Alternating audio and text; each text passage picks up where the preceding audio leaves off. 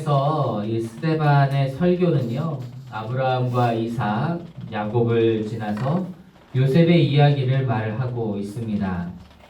이 요셉을 보면 그 야곱이 유독 사랑했던 아들이었어요. 그래서 정말 야곱을 너무나도 아꼈습니다. 라헬, 그가 야곱이 사랑했던 라헬을 통해서 또 노년에 낳은 아들이었기 때문에 그렇죠. 요셉을 유독 사랑했는데, 그래서 요셉이 그 형들에 대해서 이야기를 할 때에 그 형들이 어떻게 아무 말도 할 수가 없었다라고 합니다. 형들의 질투가 많이 컸고, 또 그리고 요셉은 꿈을 꾸곤 했는데 그 꿈이 마치 그 형제들과 부모가 자기에게 절하는 그런 듯한 꿈을 꾸어서 형제들에게 더 미움을 샀어요. 그래서 결국에 형제들이 이제 요셉을 미디안 상인들에게 노예로 팔아버리게 됩니다. 요셉은 그 미디안 상인을 통해서 애굽으로 팔려갔고, 그곳에서 애굽의 친위대장인 보디발의 집에 팔려가서 노예 생활을 하게 됐습니다. 그런데 요셉이 참 성실하고, 그리고 하나님 앞에 신실하고 또 지혜롭게 행하여서 가정 총무까지 되었어요. 그런데 그를 이제 부적절하게 바라보던 그 여주인 때문에 한순간에 그는 왕의 죄수들을 가두는 감옥에 갇히게 됐습니다. 그곳에서 요셉은 이제 바로 왕의 술 맡은 관원과 그리고 떡 맡은 관원을 만나게 되는데, 그들이 비슷한데 이상한 꿈을 꾸게 돼요. 그래서 이제 그들의 꿈을 해몽을 해주게 되고, 그 꿈대로 이제 술 맡은 관원은 복직이 되고 떡 맡은 관원은 이제 처형을 당하게 되는데, 이제 술 맡은 관원이 복직을 해서 이제 바로에게 돌아가요. 그런데 이번에는 또 바로가 이상한 꿈을 꾸는 거예요. 그래서 온 나라의 그런 술사들을 다 모아서 해몽을 해보게 되지만 적당한 그 해몽을 찾지를 못했습니다. 근데 이때 그 술 맡은 관원이 요셉의 생각이 난 거예요. 그래서 이제 요셉이 바로 앞으로 불려가서 꿈을 해몽을 해주게 됩니다. 그 해석이 무엇이었냐면, 애굽에 7년 동안 풍년이 들었다가 그 이후 7년은 대흉년이 들게 되는 것이었는데요. 이제 요셉은 그 꿈을 해몽을 해줄 뿐만 아니라 그 흉년에 대한 대비책까지 완전하게 세웠습니다. 누구한테 얼마를 더 거두어서 얼마를 저장하고 어떻게 그 흉년이 이겨나갈 것인지를 완벽하게 그 정책까지 제시를 하면서 그 지혜를 왕에게 인정을 받아서 애굽의 총리가 되게 돼요.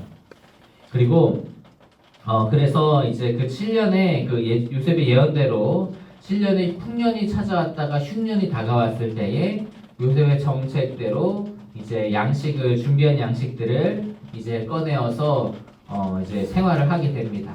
그때 양식을 많이 저장을 해놔서 주변에도 팔게 되는데, 그때 누가 왔냐면 요셉의 형제들이 그 양식을 사러 와요. 그래서 이제 요셉이 그 형제들과 재회를 하게 되는데, 그런데 이제 요셉이 아무래도 좀 의심스러운 것들도 있으니까 몇 가지 사건을 통해서 자기 형제들의 우애를 시험을 하게 되고, 그리고 이제 그 시험 끝에 형들에게 자기 자신을 알리게 되고 자기가 살아있음을 알리게 되고 이제 아버지를 모셔오게 됩니다. 이런 일련의 사건들을 그 스데반이 장황하게 설명을 하게 돼요. 저도 간단하게만 말씀을 드렸는데, 이런 모든 일련의 사건들이 일어나게 된 이유는 명확한 이유가 있어요. 그것은 하나님께서 이스라엘 민족을 구원하시고 또 그들로 하나님의 백성이 돼서 하나님의 나라를 세우게 하시기 위한 그런 큰 계획을 가지고 계셨다라고 하는 겁니다. 우리 본문 6절과 7절 말씀을 같이 한번 보실까요? 6절과 7절입니다. 시작. 하나님이 또 이같이 말씀하시되 그 후손이 다른 땅에서 나그네가 되리니 그 땅 사람들이 종으로 삼아 400년 동안 괴롭게 하리라 하시고, 또 이르시되 종 삼는 나라를 내가 심판하리니 그 후에 그들이 나와서 이곳에서 나를 섬기리라 하시고. 하나님께서는 아브라함 때 이미 그것을 약속하셨어요. 이미 다 약속을 하셨기 때문에 그 약속을 지키시기 위해서 하나님께서는 그 놀라운 계획과 섭리를 세우신 겁니다. 그리고 하나님께서 세우신 그 크신 계획과 섭리에는 아무리 사람이 방해를 하려고 해도 그것을 흩뜨려 놓을 수가 없다는 거예요.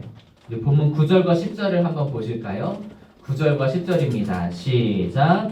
여러 조상이 요셉을 시기하여 애굽에 팔았더니 하나님이 그와 함께 계셔 그 모든 환난에서 건져내사 애굽 왕 바로 앞에서 은총과 지혜를 주시매 바로가 그를 애굽과 자기 온 집의 통치자로 세웠느니라.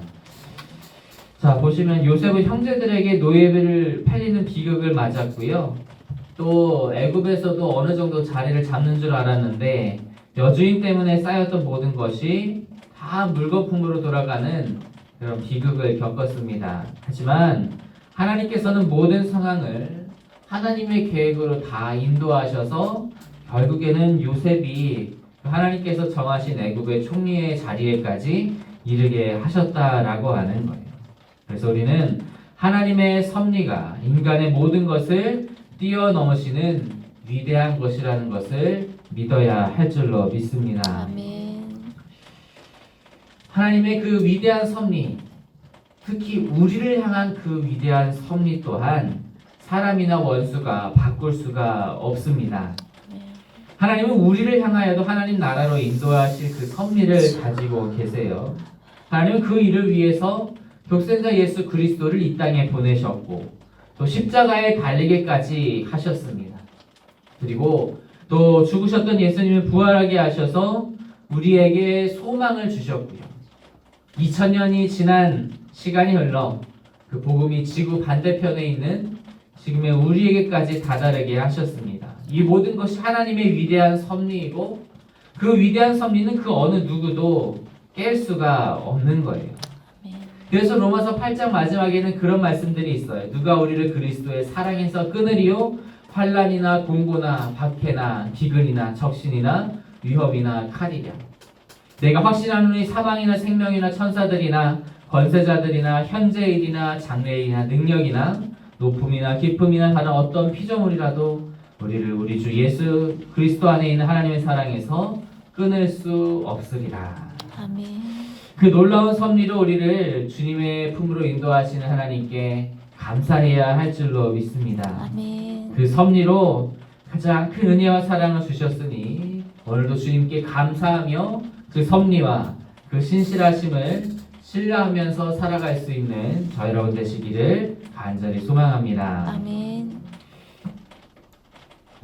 요셉이 이제 총리 대신 애굽의 2인자가 되어서 모두의 존경을 받았기 때문에 애굽에서의 그들의 삶은 굉장히 풍족했습니다. 풍요로웠어요. 하지만 그 야곱이나 요셉은 애굽 땅에서 죽어서 묻히기를 바라지를 않았습니다. 15절과 16절을 같이 보실까요? 15절과 16절입니다. 시작. 야곱이 애굽으로 내려가 자기와 우리 조상들이 거기서 죽고 세겜으로 옮겨져 아브라함이 세겜 하몰의 자손에게서 은으로 값주고 산 무덤에 장사되니라. 야곱은요 자신을 반드시 조상들의 무덤에다가 묻어달라고 부탁을 했고 또 요셉 또한 자신을 그 조상의 무덤에다가 묻어달라고 이야기를 했습니다. 그래서 야곱이 죽을 때에는 요셉이 조상의 묘에다가 장사를 했고요. 요셉은 애굽에서 죽었지만 그 유골을 출애굽 때에 모세가 모시고 올라갔습니다. 그들이 비록 애굽에서의 삶이 풍족하고 평안했을지라도 정착할 생각이 없었어요.